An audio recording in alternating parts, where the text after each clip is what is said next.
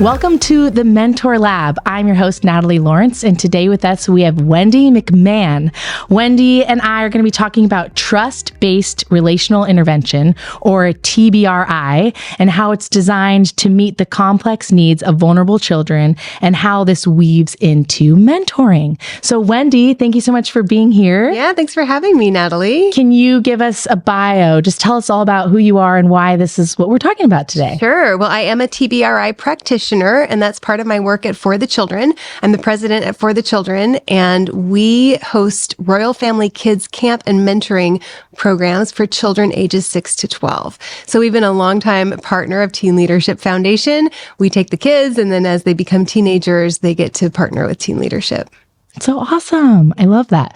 So what is TBRI? Can you just tell us about it? What is it? So TBRI, Trust-Based Relational Intervention, is an intervention that was developed for caregivers. So parents, foster parents, adoptive parents who are taking care of children who are vulnerable in some way. And the way we describe it For the Children is they've experienced relational trauma. So TBRI was developed with brain science and everything we know about child development to be able to put in the hands of primarily caregivers as they take care of kids, to be able to understand their unique needs. And because of that, the behaviors that they might have. And because of that, the ways that we can intervene in a way that is exactly what it says, trust-based. So based on developing a relationship of trust. And relational. So relational, meaning that the human relationships that we have are the most important foundation for everything else we're going to do in life. I love that. Yeah. So is this just do you primarily work with people working with within foster care, or is this just anybody who could utilize these tools? This can be anybody. So TBRI was originally developed for the parents of children from what they called hard places. So it came out of Texas Christian University, TCU, and a researcher there she went back to school later in life. Her name was Karen Purvis, and unfortunately she passed away a few years ago. But Dr. Purvis started out as a foster mom, and she just in the trenches as a foster mom and a bio mom of her kids, she discovered ways that worked to help these kids, to truly help them. And so she desired to go study that. So she went back to school at a later age, eventually got her doctorate, and co-founded what is now called the Karen Purvis Institute of Child Development at TCU to start this model that's called TBRI. Cool. Mm-hmm. Okay, so let's look at this specifically in the context of mentorship with Teen Leadership Foundation. So a mentor might not see themselves as a caregiver, That's right. But how would a mentor utilize these techniques, or how can they take this on as well? Right. Great question. When we start talking about children from hard places and caregivers, it might be a little difficult to make that leap. But what the world discovered as TBRI began to be implemented is it has so many other uses. I mean, TBRI is just a way of relating to people, and whether or not it's a child or a teen or a young adult or an older adult like my husband, there is truth in TBRI for the way that we relate to people. And then it's also true not just for that primary caregiver, the parent, but it's also true in the ways that all of us relate in our lives. So for a mentor with the person, the young adult or teen that they're mentoring, TBRI can be used to understand maybe some of their background and what they've been through. Because of that, how their brain works, and because of that, how they can actually relate to them in a way that feels more connected. Okay, so I want to just get practical. My mind's already going there. So maybe meeting with a youth, maybe a teen. Yep. Can we start by just using an example of a certain personality or like an interaction or something where you would need this, and what would that look like? Okay, so let's imagine hypothetically that you're mentoring a 17-year-old girl, and you meet her for the first time, and you are thinking, I am so excited to meet Sarah. I've been praying for her. Yeah. I've been thinking about her. I've been thinking about all the ways I can help her. I know a little bit about her, and you come with this wonderful enthusiasm for meeting her. and you meet Sarah and she seems pretty much shut down. She won't make eye contact with you. Maybe she like politely says hi to you, but really doesn't seem to want to open up to the kind of conversations you want to have with her. You're asking her questions. You're getting one-word answers. So that might be like a typical scenario, right? Yeah. I don't know if that's ever happened to you with a teenager. Yes. It's happened to me with my own teenagers. So TBRI would take you through how do you actually connect with someone, and it would show you that their brain development may have caused them at this point to be shutting down. And we talk about fear-based behaviors. You've probably heard of them: fight, flight, or freeze. There's actually a fourth one called fawn, and fawn is people-pleasing. But those fear-based behaviors, it turns out that they are based in the lower part of your brain. I'm going to get just a little sciencey. I love this. I won't get too sciencey, but the lower part of your brain is the part that you have from the time you're born. So when you were born, this little part of your structure in your brain called the amygdala was the only part of your brain that was already fully developed. And that's the part of your brain that's responsible for freaking out. Okay. Yeah. So when you're a baby, all you know how to do is freak out when something goes wrong, right? Yes. And I've got little babies. So lots of freaking out. Right? Yeah. You get a lot of freaking out because they are literally trying to survive. All they can do. Right? It's all they can do. As we get older and our brains develop, if we are in a safe environment with a parent or caregiver who is well connected to us, if we're not experiencing trauma after trauma, then our brains start developing the higher level forms of thinking. So for example, let's imagine, we're picturing the 17-year-old named Sarah, right? When she was a little one, she wasn't consistently fed. Maybe she was experiencing homelessness. And so there were nights when she was very cold. Maybe she was left inconsistently with caregivers or by herself. And her brain didn't have those same opportunities that maybe your little ones are developing right now to be able to know somebody's going to come when I cry. Because of that, she doesn't believe that the next meal is coming for her in half an hour or an hour or 2 hours. She believes that she might literally die. Now, she probably wouldn't tell you that, but as her brain grows, as she gets older, her brain is more accustomed to going down to that fight, flight, or freeze than to using her rational thinking skills that would say, oh, I know mom's going to feed me. It's almost lunchtime. I'm fine. Or I know that I'm not going to die of exposure out here. I can go get a jacket, right?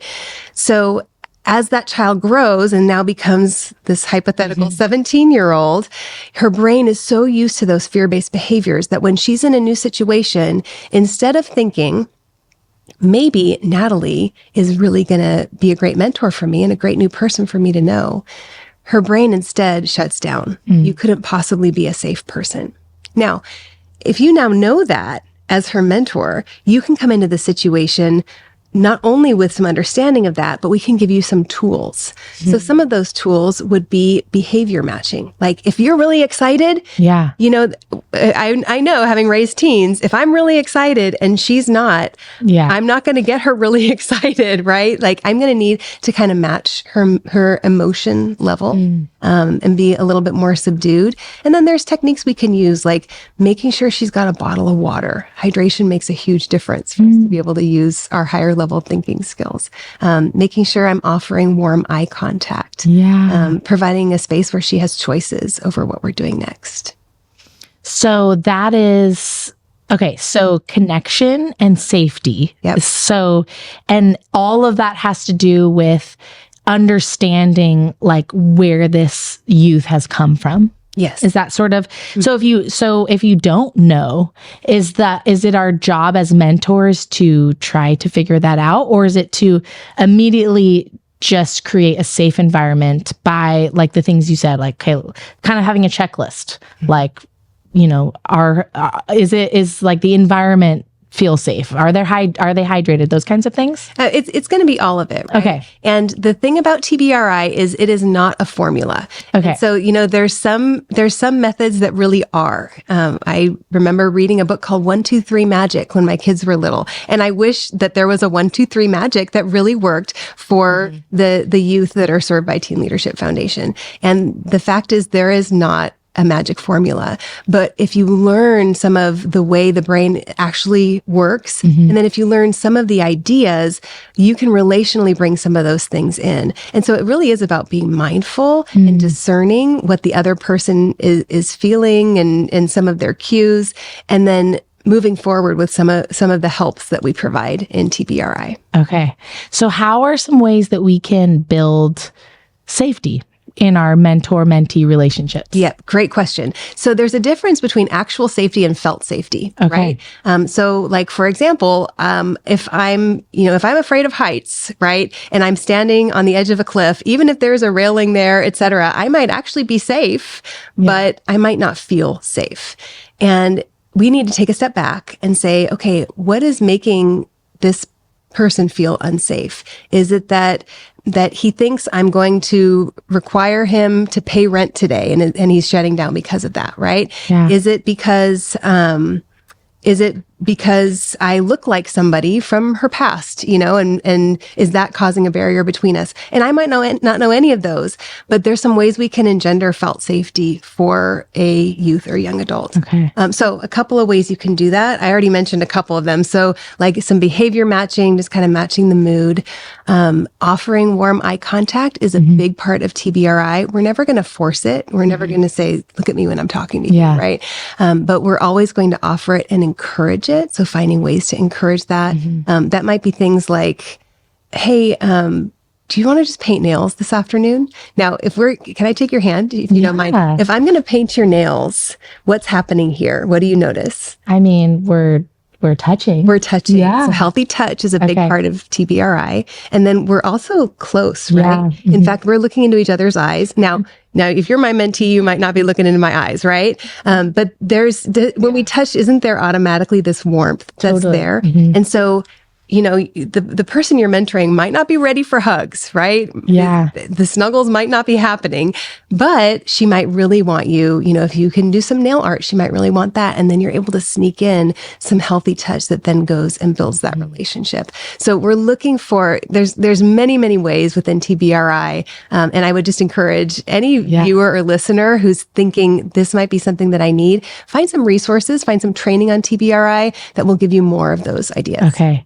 Yeah. Something I'm thinking of is when I'm meeting with students or, my own children or whatever, doing something together where we're actually not facing each other. Yes. Sometimes makes people feel that can help a lot. Like, it's like if we're on a walk, we're not, staring into each other's souls. And sometimes that's helpful. That's right. What do you think about that? Yeah, absolutely. Okay. Because it's not confrontational, right? Okay. If I'm sitting across from you, that could feel like a confrontation for somebody who's used to going into that lower, less developed fear-based brain.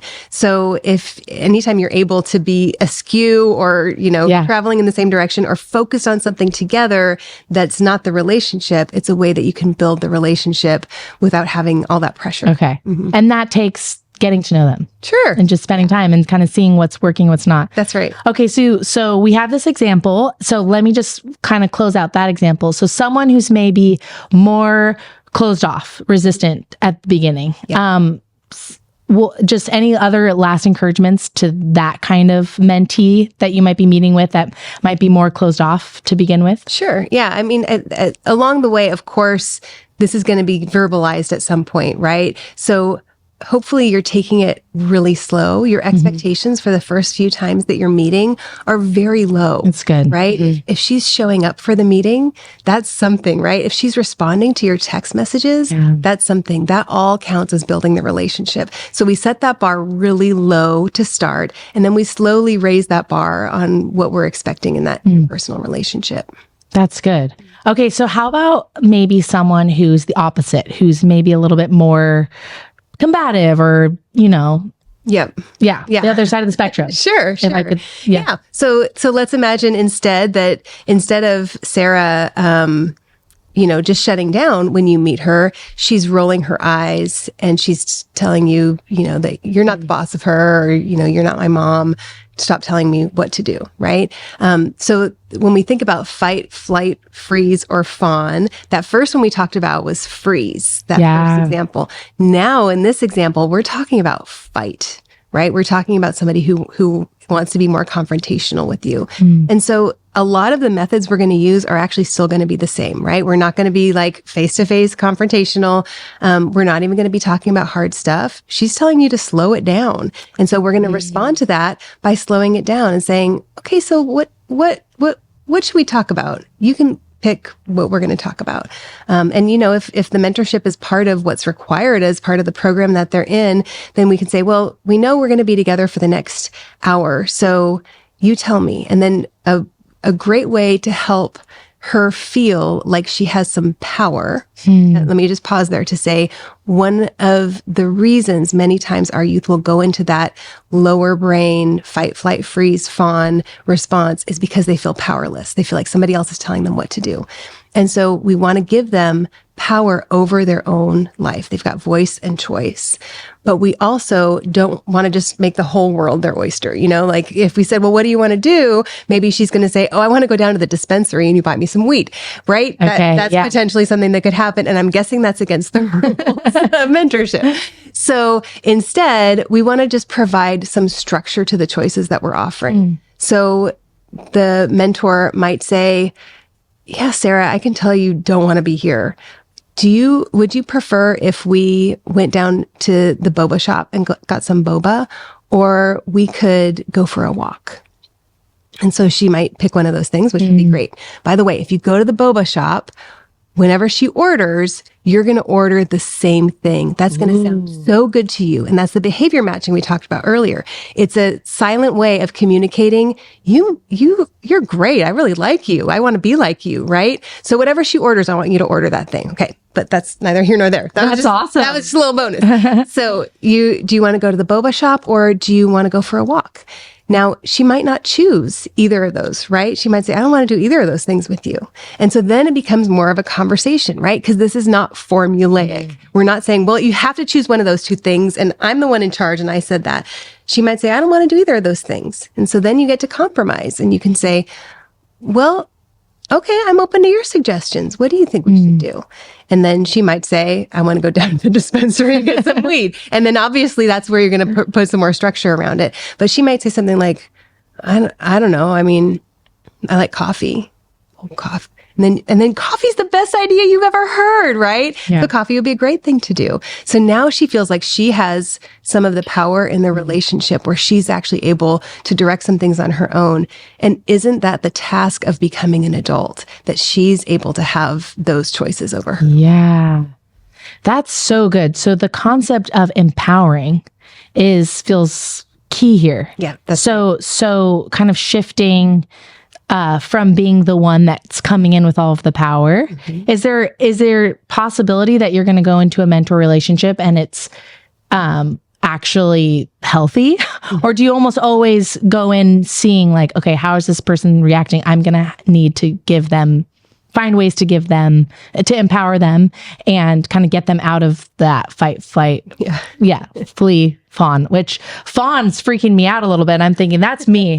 I'll schmooze my way, but really I'm panicking. Yeah, I think many of us who consider ourselves high functioning in society, when we hear fawn, we go, oh, that's what I do. It's just a more socially acceptable way of a fear-based behavior. Yeah. So your question is there any relationship that starts out healthy and normal? Yeah. And the answer is yes, I hope so. Okay. The thing is, I can't promise you when you start a mentoring relationship that's what you're going to get. Yeah. And you should also be aware that many times a youth will present as having these, much higher skills, much higher relational skills. And then at some point, your relationship starts feeling scary to them because they're getting attached to you. Ooh, yeah. And attachment is the best thing that can happen, right? It means you care about somebody, and then that attachment actually, you get to build on the rest of your life and all of your relationships because you know how to have a healthy one. But for a child or a youth who has experienced tremendous loss or trauma or both, they start feeling those feelings of attachment, and that's terrifying for them. So it's just wise to go into mentoring aware that might happen. And if that happens, actually it meant you're doing something right. And then, we build some more tools around you to help with it. So there is an aspect too of always sort of hands open, realizing that we never really have control over the relationship. It is more about just connection, getting to know how they're showing up every single time. And it might be different. That's true of any human relationship, right? We're always, we never know what's going to happen because two people are in the relationship, and at any point, one of them might change their mind or have different feelings and thoughts. And so we're always going to go in aware and attuned and checking in with each other. Yeah. Okay. So, one thing I'm gaining from our conversation is that this is just the tip of the iceberg. Like there's so much more when you're saying, get to know the brain and know, even go, it feels like a lifetime of study you could go down. So let's just maybe, before we move on to just teenagers, is there any tips that you have that we haven't already touched on to, provides, a connection with teenagers? I know that's like a huge question, but I think probably the question your audience is thinking about is, okay, all the connection stuff is great. All this body empowerment, hydration, nutrition, okay, that's all great, but we need to talk about some hard things, right? And fill in the blank of all the hard things that you need to talk about with your young adult. And yes, we get to that as well in TBRI, and that's called the correcting principles. So we have connecting, empowering, and correcting. And correcting intentionally comes at the end because most people come into TBRI going, how do I fix these really annoying or difficult or dangerous behaviors? And the fact is we start with the connection, we build that relationship, we make sure that their bodies feel empowered, right? And then based on all of those things, that's when we are gaining really the permission from the youth to start having some of those harder conversations about what they might actually need to correct in their lives. Okay. And how do you know when it's time? Oh, I wish I could just tell you. I know there's no equation, but yeah. I think it's just the soft, the soft prod of, I heard from your case manager about what's been happening at the house, and you just see what happens, right? You see if she's ready to talk about it, and you see if she's not. And if she says, I don't want to talk about that, or she's wrong about everything or whatever, you don't push past the place.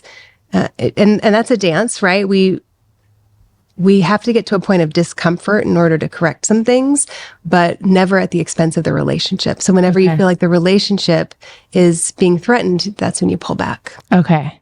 So I like the example of kind of laying something out and then still letting them, you don't lose, like you were saying, you don't lose the empowering piece. You laid it out there, and maybe this person will share, and then you'll be able to talk more in depth about it. But it's still they sort of still have the power of whether they're going to go there or not. Yeah, right. That's right. Okay. That's right. Yeah. They get to decide if they're going to talk about it. Okay. Right. Okay. So we talk about power sharing. This is shared power. So there's some structure that the mentee absolutely is under, right? And there might be some structure around you and your relationship and the things that they really want you to talk about and get through. Yeah. And so you have to work with all of that. But it really is that shared power where we're both going to be making decisions in this relationship. Okay. And what is the relationship between correction and truth and grace? The relationship between correction and truth and grace. Oh, yes. Well, truth and grace are the way that we're going to correct, right? So grace is being able to always look at the person and believe that she's precious, right? I'm always going to see her as made in God's image, as deeply loved, as totally worthy of dignity and value, right? Because innately that's what she has. Yeah. And so that's the grace around it. And then the truth is making sure whenever we're communicating those things, it's in the context of being made in the image of God. And so I think our youth can very easily, well, all of us, right? Anytime you're going to criticize anybody on anything, they're going to take it personally. And so we say the things to ensure that that's not what they're that's not what's being communicated. And then we continually shore up that relationship. One of the ways that many of us were raised, and I'll say myself as well, is that when there's more structure, we take away the nurture. So in my upbringing, and I won't speak for you or for any of your audience, but in my upbringing, when my parents needed to teach me a harder lesson, they would become much less nurturing. They would raise their voices. And I have great parents. Yeah. I had and have great parents. But the way that probably they were raised is the way I was raised, which is they pull back on that nurturing. And the nurturing is offered when I'm doing something right. And in TBRI, we talk about doing the opposite. We talk about when you need to increase the structure. So there's a consequence that needs to be given. There's a hard truth that needs to be told. Rather than removing that nurture, we actually increase it. We double down, right? So there's more connection. There's more love communicated. There's more saying what a great person you are. And that flips it around for the way many of us think about caring for somebody. But that's what our kids need in order for them to really not shut down from the conversation. And honestly, I think it's the way that God parents us. Yeah. I love that. Yeah, I think there's some sort of the way that we live is that I think we feel that we are like earning our value, or we're trying to prove our value. But to look at a youth and say like their value, that's already set. Like and we can actually see them maybe for the first time in their life. We get to really see them the way that God sees them and help them see themselves as that way too. It's so beautiful, Natalie, because if you think about it, if, let's say you're matched with a mentee who has the tattoos and dresses poorly or doesn't shower, or any of these things, whenever they walk into a store, if they were to, walk down the street, when they go to school, they are seen a certain way by all of society. And your challenge is that you get to look past that. You get to see who they really are, and you get to treat them that way. And maybe you're the only person in their lives doing that. What a privilege to get to be that person in somebody's life. I love that. Yeah. So good. Okay. Well, so I'm just going to summarize maybe, and you can, okay. So we have connection. That's right. Then we have empower, and then we have correction. That's right.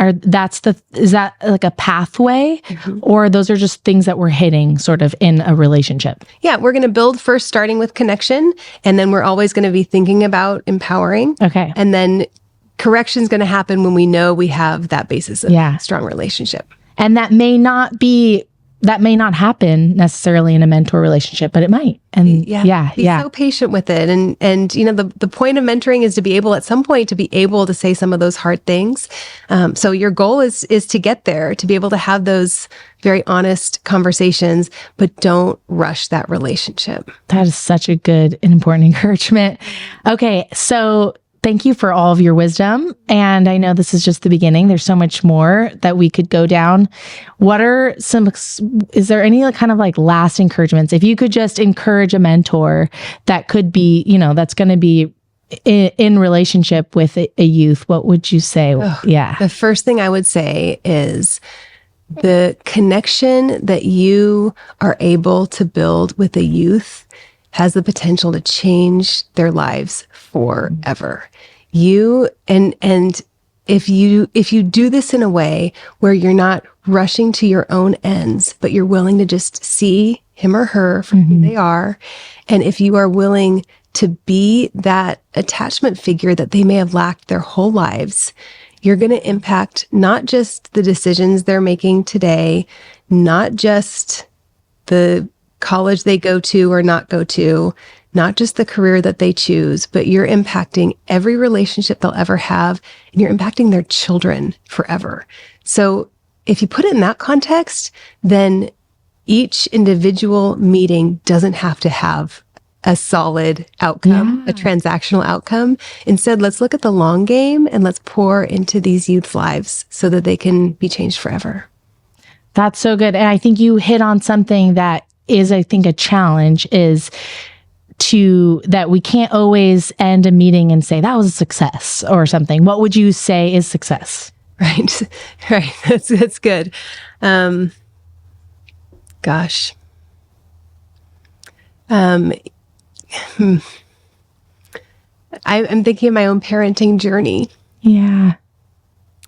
And my husband and I fostered and adopted, so we know this population very well. And there was a time when we first fostered when I thought, success would be this child's life changing and them, having a successful future. And then I started thinking maybe success is their children not going into foster care. Maybe that's success. And then over time, especially in the teen years when things were going really sideways, I just felt God say to me that success has nothing to do with the outcome for this child.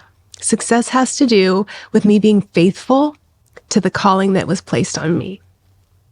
And so I would say success for any mentor is not the results that you get, not that you get to put this child on a poster and say, look what happened because of mentoring, but that you get to say, I was faithful to what I was called to do.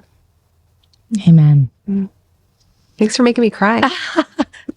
Oh my gosh, it's so good. So how do people learn more about TBRI? Like, There's access? A lot out there for TBRI. Okay. So if you Google it, TBRI, you'll find YouTube videos. You can take a class in your community that's called the Caregiver Package for TBRI. And then my organization for the children actually just put out a brand new free series for churches that's called Bridge to Belonging. So if you look up Bridge to Belonging, you can download that video series for free. And that is for churches to be able to welcome youth and children into their church communities on the weekend. That's so good. Thank you so much. Thank you, Wendy, for being here and sharing. Pleasure. Thank you so much, Natalie. Sharing your insight. And thank you for everyone who's watching or listening.